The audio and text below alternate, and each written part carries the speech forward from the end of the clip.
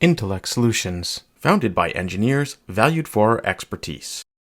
If you've ever had to set up an Avaya SBC, or more commonly for those of us in support roles, troubleshooting someone else's setup, you know how challenging it can be to diagnose the infamous no subscriber flow matched error on an Avaya SBC. There are numerous areas within the configuration that can trigger this type of error, and it often feels like there's an endless list of possible causes. While the incident details may offer some clues, they rarely pinpoint the exact problem.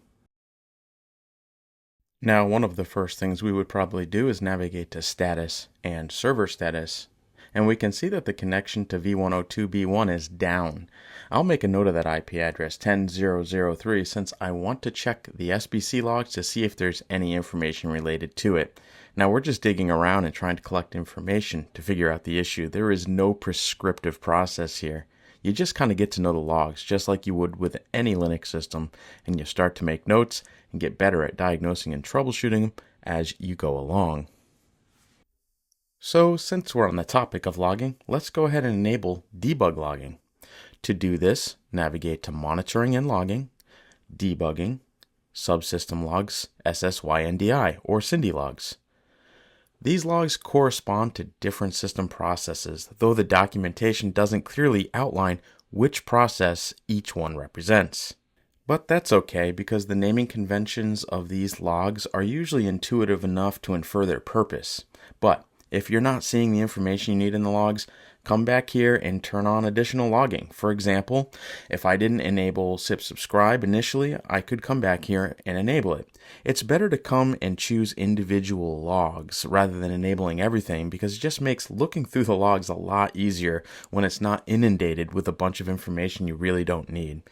Before we start digging into the logs, I'm not entirely sure what we'll find, but there are a few things I want to keep an eye out for. First, the word drop. Since we know the SBC is discarding messages that don't match any configured destination. I'll also be watching for the IP address 10003, since we previously saw that that was associated with a connection that is currently down. It is of interest. If your SBC is a single EMS plus SBC setup, you can skip this step. However, since this is a high availability or HA SBC deployment, we have two SBCs and only one of them is active at a time.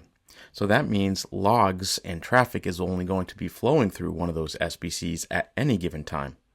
So to review the logs, we'll need to log into the active SBC. To determine which one that is, go to Device Management, and here we can see that 10.78.255 is currently active, so that is the system we'll be logging into. After logging into the SBC as root, we navigate to the appropriate directory. I'll list it right down here below. Then, using the ls command, we locate the most recent Cindy log file and open it with VI. While reviewing the logs, I noticed several entries, such as the server status showing down, but the one that stood out most were the no route to host on socket and the connection to server failed messages, as you can see here. Now keep in mind that nothing in the logs will explicitly call out the root cause of an issue. You have to interpret what you see. In this case, we can observe that there is an error between 20002 and 10003. After reviewing the initial design, it became clear that 10003 should actually be 20003, meaning this was simply a typo in the SIP configuration. Let's go ahead and correct that now. Okay, we're back in the EMS and we're going to navigate to Services, SIP servers, where you will find the 2_vo102_b1 server profile.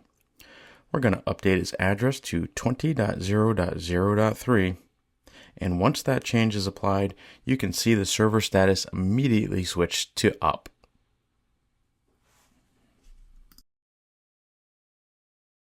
intlx Solutions, empowering people, connecting businesses.